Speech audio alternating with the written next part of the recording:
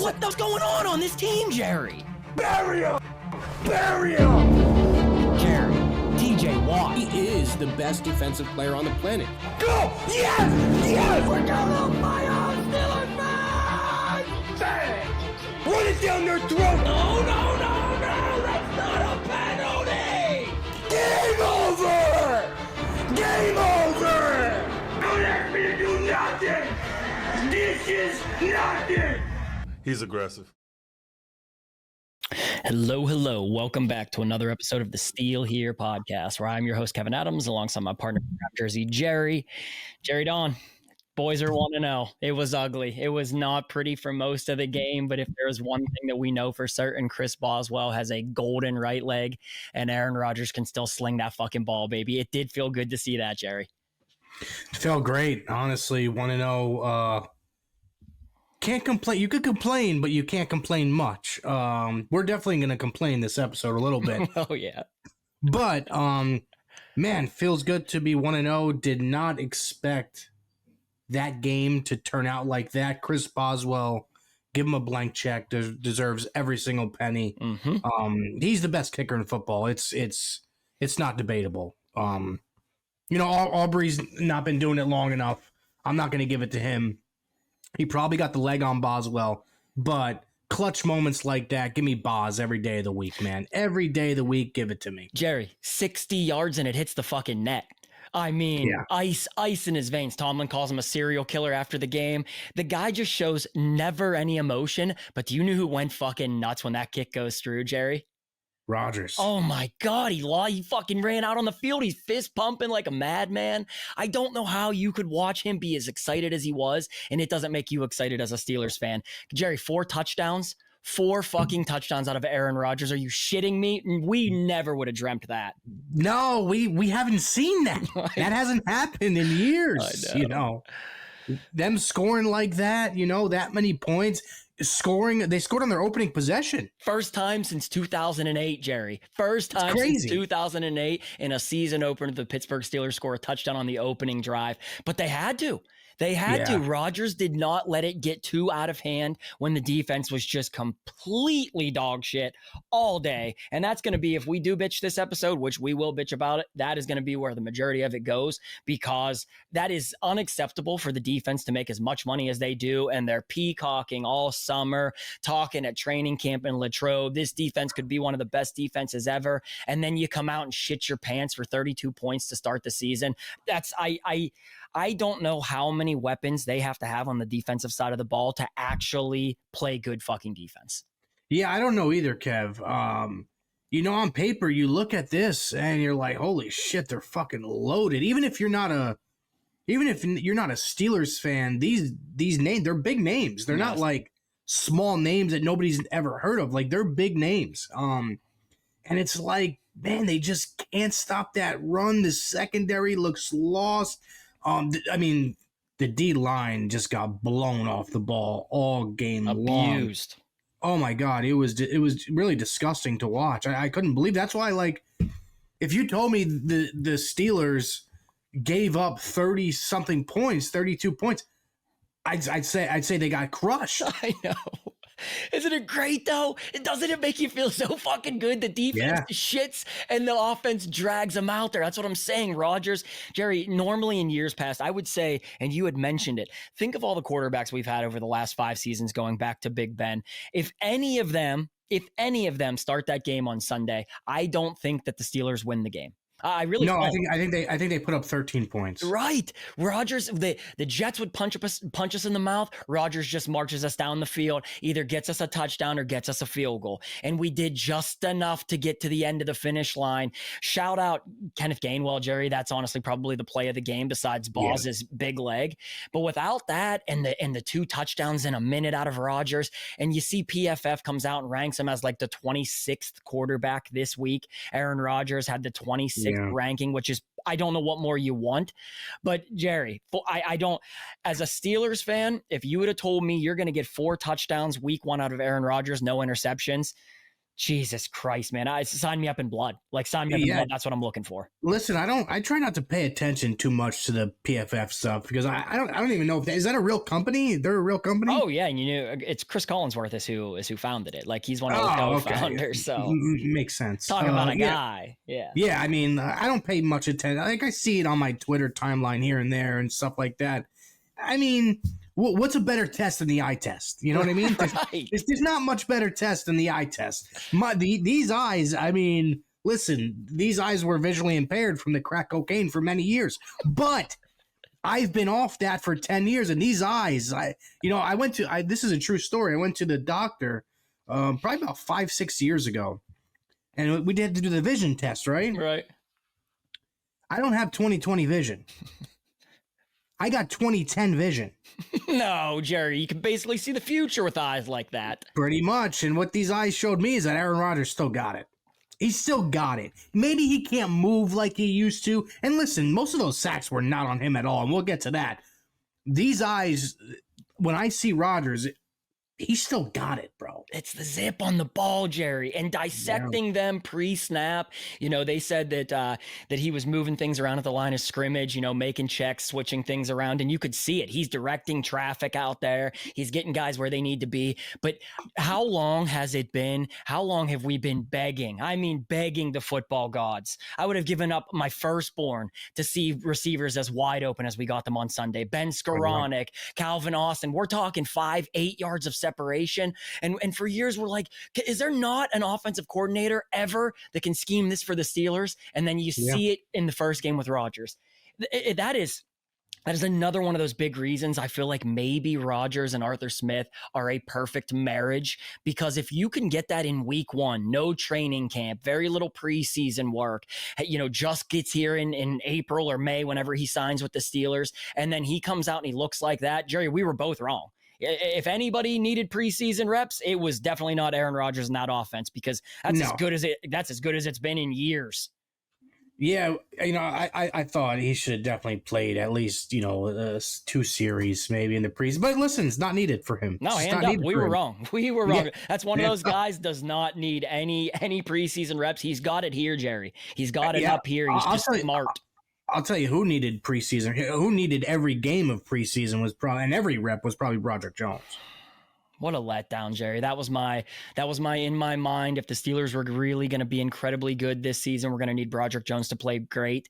And just what a letdown in week one out there. First start at left tackle since he played in that Ravens game 2 years ago when Dan Moore had gotten hurt. Just awful. He's a turnstile. Jerry, he's a turnstile. Half the time, the guy doesn't even move his feet. He's just throwing arms up there, and the defender's just bolting right through. First play of the game.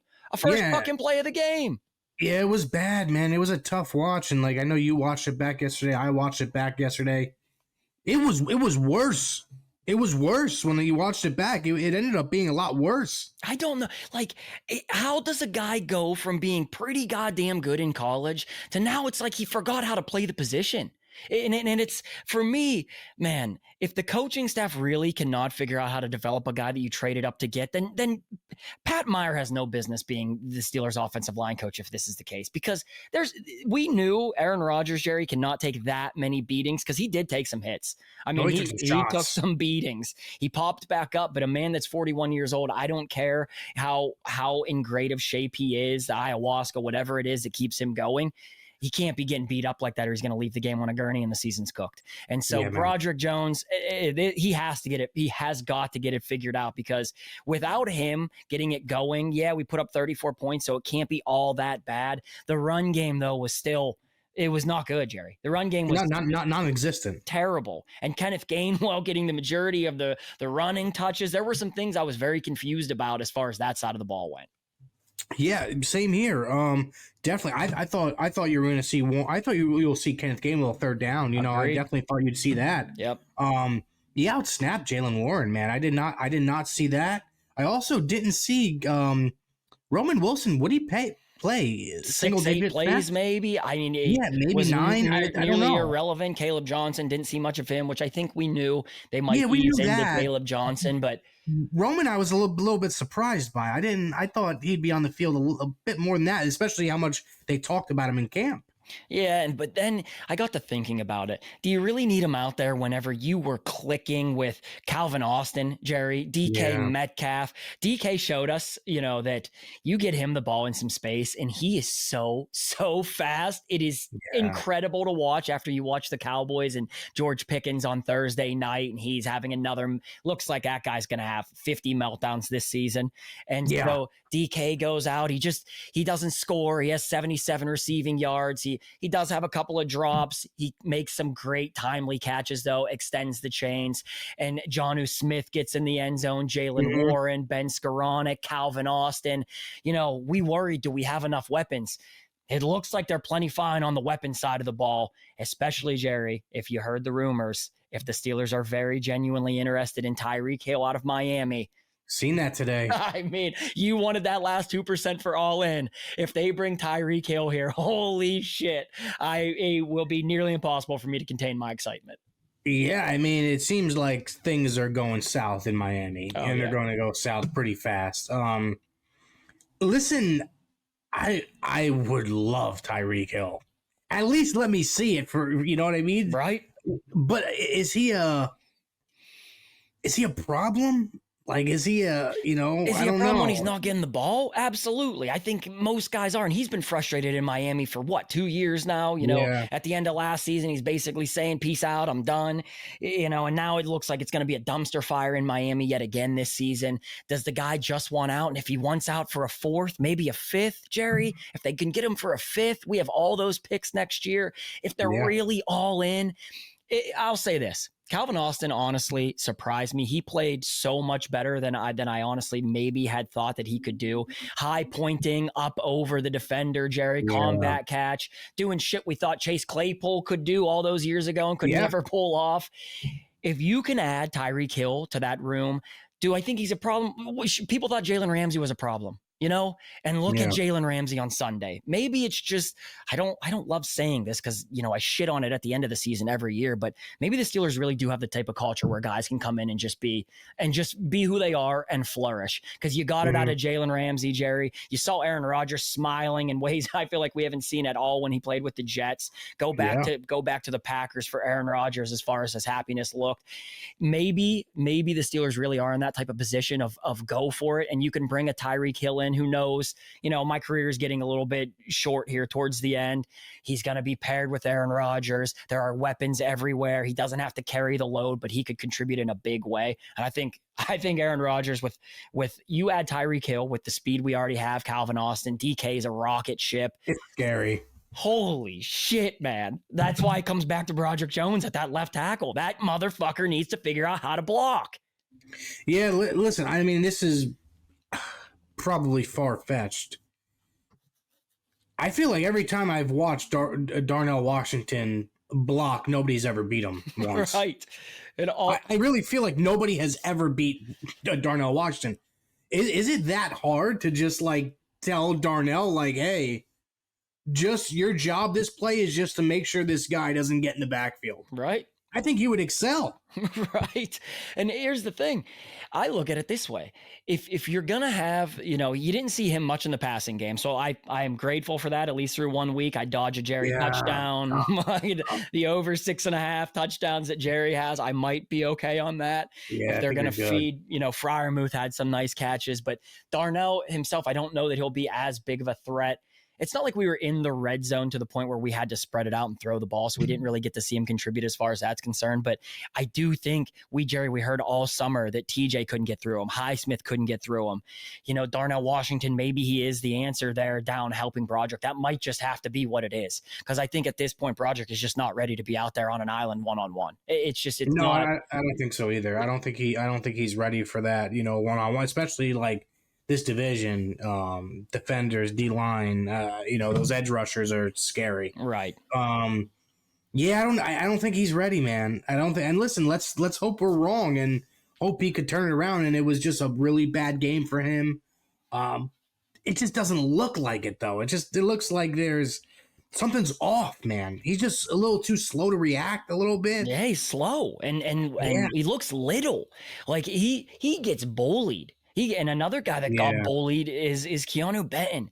Jared, Keanu Benton's just not a nose tackle. He's not. They have got to stop putting him over the nose. They did it in the He's Ravens playoff game. He's too small. And they got gashed, and they do it again Sunday. And the run game, the run D was terrible up the middle. Keanu Benton, we really, really need Derek Harmon back, or you might have to try Y.A. Black at the nose, because Keanu Benton, I just think that's not hit where he's supposed to be. And it's making the defense look terrible. The linebackers then get washed. Peyton Wilson had a horrendous game. I mean, absolutely terrible game. And so if we're going to be what we need to be out of Patrick Queen and Peyton Wilson and let TJ and Highsmith eat, you can't give up that many yards on the ground with the run defense. And after getting gashed in the playoffs, I wanted them to come out and at least show we're going to be much better at stopping the run, and they weren't. And honestly, that's probably, I am more worried about the run defense than I am Broderick Jones. And that's saying something. No, I think I am too, honestly, because you think about it like this. The Jets, I think they didn't really run to TJ's side once, did they? So running back? 19 running plays for Breece Hall. 17 went to the left side to Alex Highsmith or to Cam Heyward's side. Only 2 went to TJ's side. No gain, tackle for loss. You know what's crazy is, like Mike Tomlin and Terrell Austin didn't say to themselves like, "Oh, there's a pattern here." Right. Like they just keep running to that side. Maybe we should do something different to stop this. Now, how many yards? I mean, like 5-7+ yards runs did they have? They started with an 18-yard gash right up the middle. I'm like, not this fucking shit again, man. Not this again. But where did we hear TJ's going to move around this year? TJ's going to move around this year. I think he played one play outside of where he normally lines up. Yeah. And so it's early. So maybe they're really feeling it out and seeing what works and what doesn't work. But if Cam Heyward wanted to do all the shit that he did, and when we talked about it with Kaboli last week, I'm like, I can see the fan side of this. And then that episode comes out, and 2 days later, Cam won't even admit if he's going to play or not on Sunday. Yeah. And we come to find out that all that chest puffing and huffing and puffing and crying and pouting and all of that for $3 million in an incentive-based deal where they have to win a playoff game in order to collect team incentive. I mean, if that's really if that makes him happy and we can put it behind us and he'll play football, pay him the $3 million fucking dollars if the Steelers win a playoff game. But my God, man, and he did tarnish his legacy a little bit. I mean, there are Steelers fans that will not let this go. So for him to do all of that for what will equate to about $1.5 million after taxes to feed his family, he comes out. I think that's what hurt me the most about what Cam did leading up to this was that the comments he made, he just handled it so poorly, making things like, I got to worry about feeding my family when he made $145 million already. Jerry. Exactly, dude. The list of top 5 highest paid Pittsburgh sports athletes go Ben, TJ, Crosby, Malkin, and Heyward, and Cam is number 4. All those other guys have won championships, and then TJ Watt being Defensive Player of the Year how many years? And Cam is saying he has to worry about feeding his family in a blue-collar city like this. I'm like, come on, man, read the room. Bad look. Yeah, really, really bad look for Cam. And there. then to get run over. Yeah, and listen, we usually are on the side of like players, like pay him. Just pay him. Just get this guy in the building, pay him. But the Steelers called his bluff. They called his bluff, dude. He was always suiting up week 1. He could say whatever the fuck he wanted and, sending these mixed signals out there and whatnot on his podcast. He was always playing week 1 no matter what. Jerry, you knew who played week 1 was Jalen Ramsey. I cannot give enough flowers to that guy. And Jerry, it looks like he infuses this like nasty fucking swagger into that secondary. And it makes my heart explode watching him play football for us, because you see him jawing all day. All day he is just stirring the pot. He plays hard. I like his game because he plays a little bit over the line, just, pushes the envelope a little bit. And he does it with that shot that he gives to Justin Fields. And then he stands up and he's running his mouth. He knows the offensive lineman's coming to get him, and he's talking shit after the game. Like, that was the easiest 15 in the bank I've ever seen.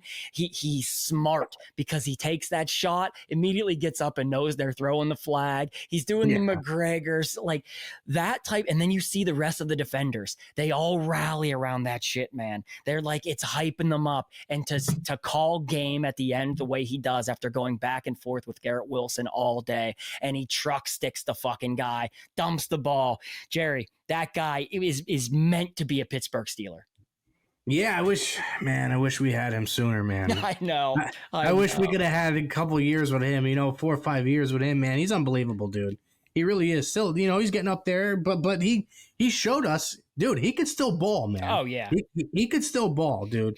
It's going to be interesting, now with Deshaun out, it's like, I feel like he's going to – do you think – I know we brought in Peppers, but I would honestly – what I would love to see from Ramsey is I would have loved to see him just one-on-one, him and the wide receiver one. I would love to see it. That's the thing. I mean, the Garrett Wilson long touchdown on the right sideline is over Darius Slay. I don't think Slay had a very good game, to be honest. He gave up some deep balls. I thought that he did make some tackles in the secondary that on run plays because you fucking had to, because they ran it down our throats all day. But I was a little bit let down. I don't know that I want to see Darius Slay at 35 years old, whatever he is, covering the best wide receiver for the opposing team.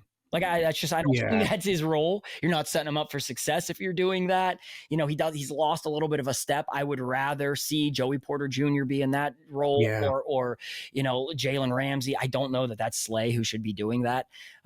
Nonetheless, though, it works out in the end. Jalen Ramsey played all the defensive positions, they said. As he said, for the first time in his career, he's played all of those positions in the secondary. And then you alluded to it, you add Jabrill Peppers. As of about 3 hours ago, we find out that Deshaun Elliott's going to be week to week with an MCL sprain, which is great news. Jerry, it's pretty fucking remarkable, though, to have a guy like Jalen Ramsey who can bring the lumber, and then you add another guy like Jabrill Peppers, because maybe he had a bad year last year. He only played 6 games, dealt with injury. But in 2023, he was a top 10 safety in football, and he brings lumber when he hits, Jerry. Yeah, there were so many Patriots fans who, DM'd me today when it happened and was like, dude, he is so underrated. We're pissed he didn't make the team. We had to cut him because of money and whatnot. We wanted him back so bad. Dude, there was literally 15, 20 Patriots fans who were messaging me and so happy that he's a Steeler. Obviously they wanted him to be a Patriot, but dude, he's going to fit with you guys so well. He's a dog. You're going to love him. What's up, guys? Just want to take a quick break to shout out our friends at Pond Lee Hockey, the new official sponsor of the Steel Here podcast. And they want to let you know that when life hits you hard, you need a team that fights for you just as hard as your favorite players. That's Pond Lee Hockey, Pittsburgh's largest work injury firm. They specialize in winning injury and workers' compensation cases and are ready to go to battle for every dollar you deserve. From start to finish, they're with you every step of the way. And the first step, a free consultation. No strings, just answers. If you've been hurt at work or in an accident, call Pond Lee Hockey today. Now let's get back to the episode. Look at the depth we now have at that safety position. I tweeted it before we recorded. When you had Minka, you paired Minka with Deshaun Elliott, and then it was mostly you never really had great depth at the safety position. Casey, right? Yeah, you never had great depth back there. You had a bunch of just guys for the most part. Now you have Deshaun Elliott. You have Ramsey that can play back there. I thought Juan Thornhill had a nice game. Clark didn't have a terrible game as far as the safety spot, but you bring in Jabrill Peppers. The Steelers really are loading the boat, even knowing that Elliott was only going to be out a few weeks. They said, fuck it. We can't even usually do what we would normally do and just throw a couple of backups in there and get through the next couple of weeks. They bring in another very, very good, talented player in Jabrill Peppers. And I just love the way that they're at least going to try and go about it this year. Let's not wait a couple of weeks and fix this. Let's just fix it right fucking now. Yeah, dude, love it, man. It seems like they're going about business differently this year, just a little bit different in every aspect, it seems, taking chances, going in, bringing guys in. I love it, dude. I really love it. And as far as the defense, I will say this, like you said, too, they only can get better. I mean, they can't get much worse than what they showed. Probably their first time on the field altogether, live action. I don't think they're going to be that bad. They can't be. I don't think they can be. I think when you get Harmon back, it's going to open some things up for us. I think over time, Y.A. Black is going to really find himself inside that defensive line, and that should help it a ton. The other part is the Steelers aren't going to play many teams that have the type of lethal legs like you just played in Justin Fields. And hats off, Justin Fields played great. Honestly, yeah, he played great. And so he did talk some shit after the game. I didn't love what he said about, they brought in all these Hall of Famers on that side of the ball, bring in all these high profile guys. And, we still put up 32 on them. You still lost, dickhead. Like you still lost the game. So I don't know that I would have worded things the way that he did, but he did play great and he used his legs so well. I honestly thought that they had a great game plan for how you use Justin Fields to be successful. I don't know that he threw the ball incredibly well outside of a couple of plays that we had already discussed with Slay and such. He did force some balls. He got really lucky. He threw into some really tight Patrick Queen should have picked that ball. Yeah. I mean, there was a couple of them. Benton should have had the pick. It goes through his hands. So there were times where I felt we could have capitalized and just didn't. And over the course of a season, those things will work out for us. But all in all, how many quarterbacks do you have to worry are going to run away from our offense that way, where we have to worry about quarterback running back shredding us? It's mostly the Ravens. Like that's pretty much what it is that I would fear the most, is if they play like that against the Ravens. Yeah, for sure. It seems like the trend the last couple of years, those mobile quarterbacks, man, is giving us a little bit of a problem. And hopefully figure some things out on that side of the ball, man. I really hope we do. One thing I'm excited to see, man, is Peyton Wilson. I expect him to step it up. I expect him to step it up a little bit, man. I really do. He didn't play great, but again, it comes back to when the line is getting washed as bad as it is, when the D line is just getting bullied around, and then he has to, I would not consider him to be the type of player that can fight through a line block. We need him to be able to read and react. And unfortunately, when the line is just getting destroyed and blown right into the linebackers, it's hard for the linebackers to perform well. And so I would expect a bounce back game across the board defensively. I think coming home, you get the Seahawks at home, vibes are going to be incredibly high. I would be honestly pretty disappointed if they come out and shit the bed again defensively. Oh, I'd be pretty pissed. Yeah. I don't, I could understand, I don't expect them to come out there and hold Seattle to 7-10 points, you know? Sure. But we can't be giving up another 30 points. That's just not how this is going to work here. And the other part of it is the special teams. You take Boswell out of the equation. You take Boswell out. I'm not speaking about him. Everybody knows he's the best in the game right now. Their kick return coverage was not very good. Their punt return coverage was not very good. No. To start the game, the Jets are already near the 40. At several points, the Jets were getting the ball near midfield to start drives because the kick or the punt return coverage could not get the play ended sooner. And so that doesn't help the defense. It's already struggling. They already have momentum. It's already getting loud inside of there. So those are things that they can definitely build on. All in all, Jerry, week 1, they're 1-0 and put up 34 points. And it comes back to this for me.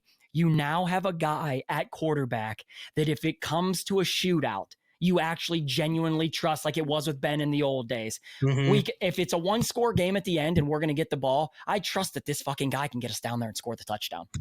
Yeah, same. I mean, obviously Kenny Pickett, Russell Wilson, you're not really having a lot of trust in those guys, Rodgers, different story, man. He proved it yesterday or Sunday. He proved it, dude. Like, hey, I'm still here, man.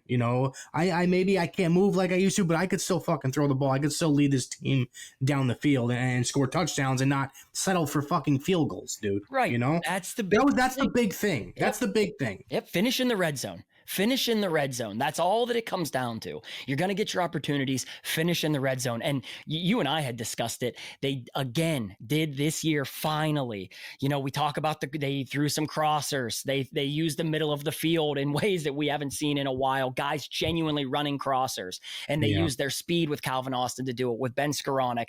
But it was whenever Kenneth Gainwell does force that turnover on the kick return. And Ben Skoranek, again, you win championships with guys like Ben Skoranek. You're going to need special teamers that contribute. That's the type of guy you need if you want to win it all on the special team side of the ball. Steelers get it, very next play, right for the jugular, touchdown. You know, it used to be in years past, they'd already be in the red zone. They'll play safe and fucking swallow the whistle and run the ball. Nope. Rodgers goes play action, bang, touchdown, 2 touchdowns in a minute, and the Steelers take the lead.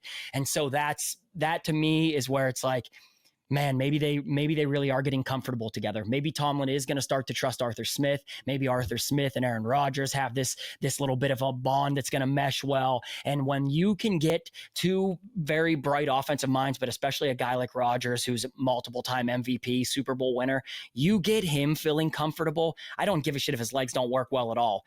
He can still dissect you with that arm. That arm was still really, really strong. Yeah, not even the arm, dude. Just like the pre-snap reads, man. You know, he kind of just knows where people are going to be and whatnot. You know, kind of, you've seen a couple times he's waiting in the pocket a little bit, waiting for this play to develop, and boom, it's DK over the middle. Knew he was there the whole time, looking defenders off. He's just very, man, we haven't seen it in so long, dude. Just a high IQ guy who could throw the fucking football, bro. I know, it's so hard to not be fucking excited, even if they gave up 32 because of what we said.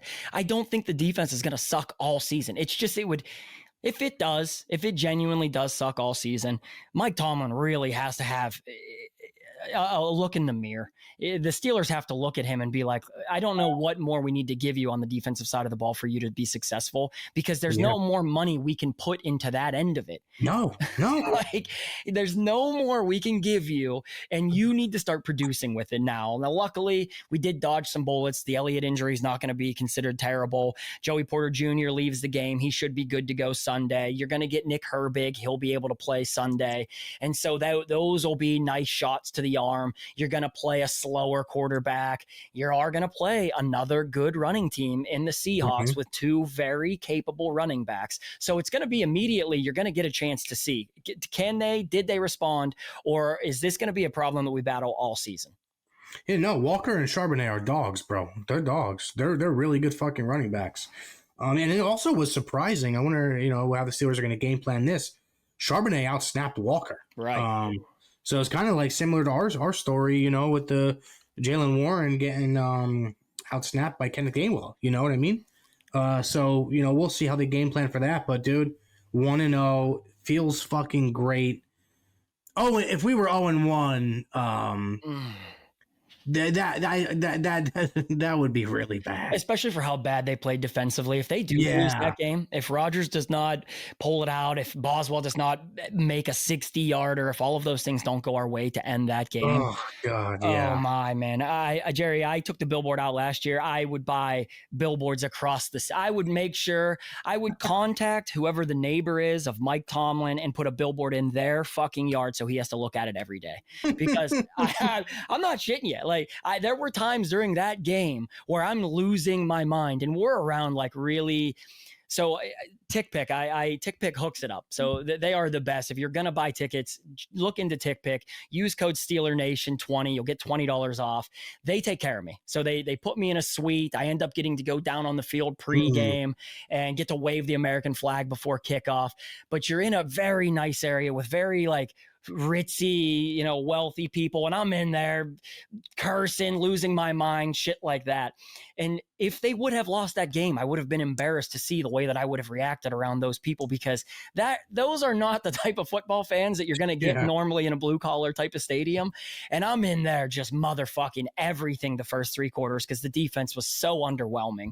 But luckily, they pull it out, and what do the Steelers do? They win a 1-score game, and that is like their DNA. You keep it to a 1-score game, they can win. When last year, I guess Rodgers had some stats that were like they lost 6 1-score games with the Jets. Yeah. You add Aaron Rodgers to the Steelers, who are the kings at winning 1-score games. And boy, Jerry, maybe we have to look into adjusting our predictions. If you're going to get 4 touchdown Aaron Rodgers out there, that's some MVP type of Aaron Rodgers through one game. I don't care who you are. 4 touchdowns, he's in the conversation through week 1. Yeah, I know. I seen a fan asking. They wanted to give our updated schedule. So do you want to do that now? Yeah, let's do it. Let's run through it. So this week we have the Seahawks. All right, so we're 1-0, right? Yeah. Okay, we're 1-0. I'm going to go Seahawks. We're going to win that game 2-0. I agree. They're not losing the home opener. It's 2-0. Then we go to New England, where the Patriots had just lost in week 1.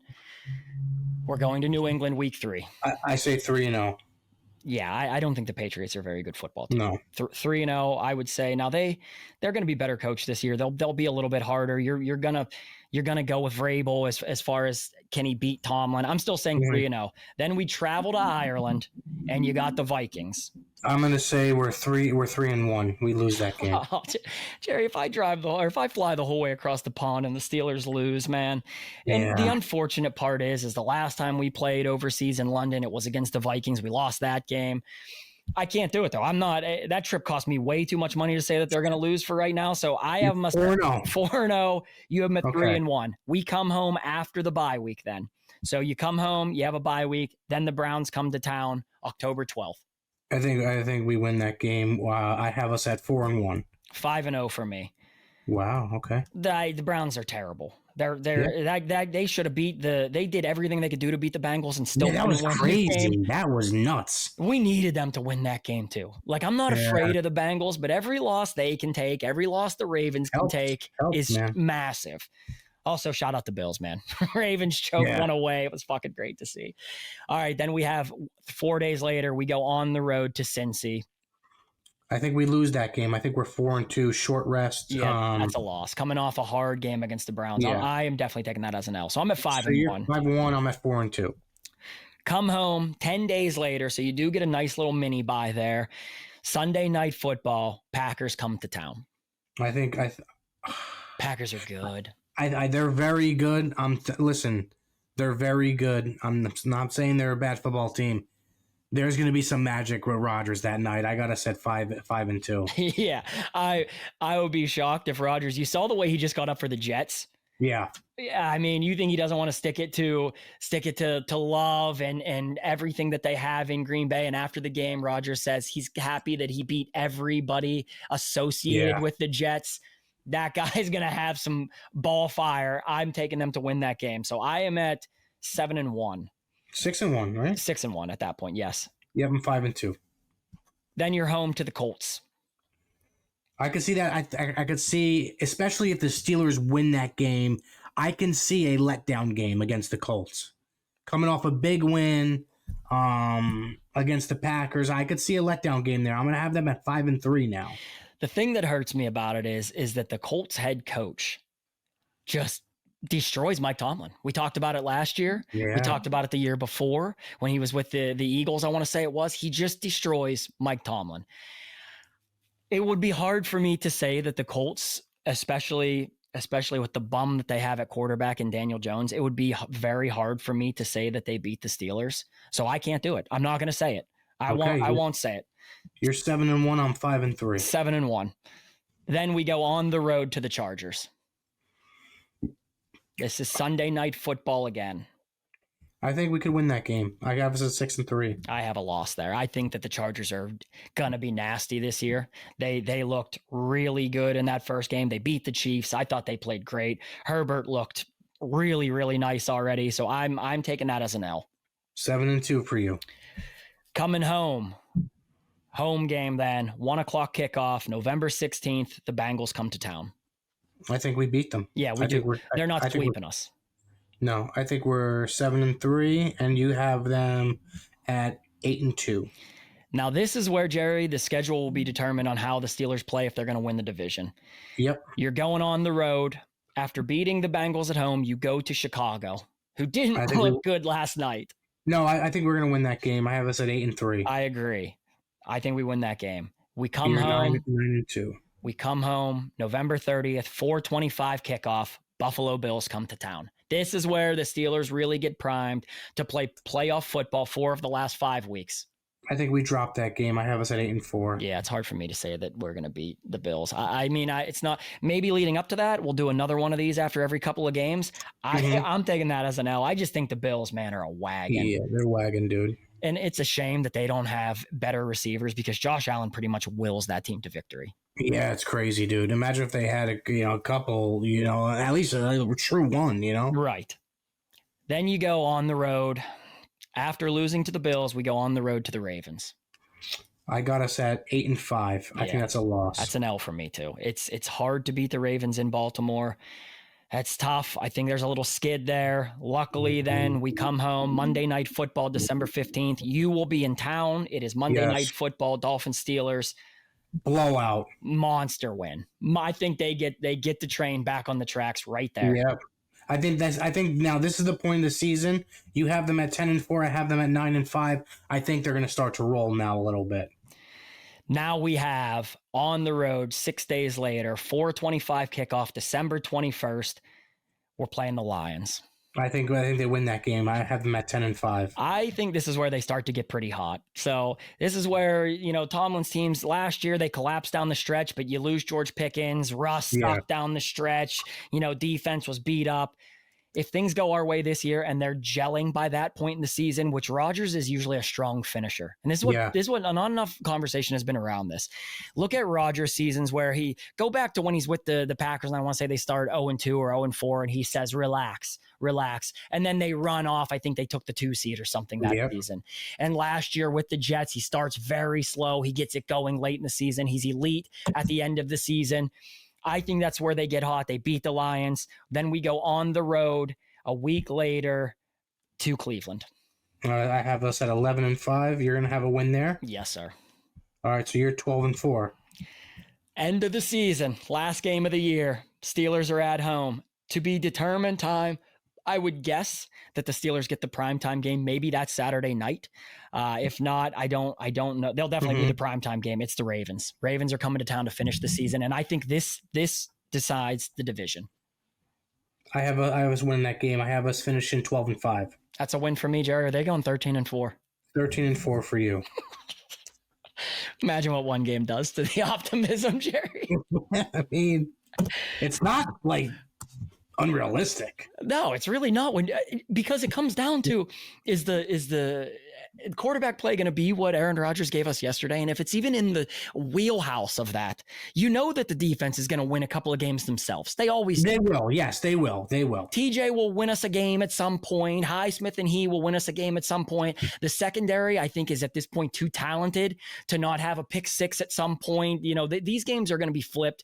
They're going to win some games. I just hope that those big performances are against the big teams that we're going to be playing down the stretch. I hope so too. It's hard for me to not believe that this team should absolutely at least be in the conversation to win the division into that final week of the season. Yeah, no, I totally agree. They really should. That's why, man, I freaking wish the Browns won that game, man. I wish they did.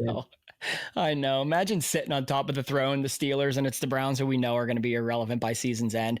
They might have a great defense, though, Jerry. I don't love to give the Browns any credit or respect. Their defense looks very good. They held the Bengals to 7 total yards in the second half. Yeah, dude, that's pretty crazy, bro. I mean, that's historically good. And Myles Garrett played well.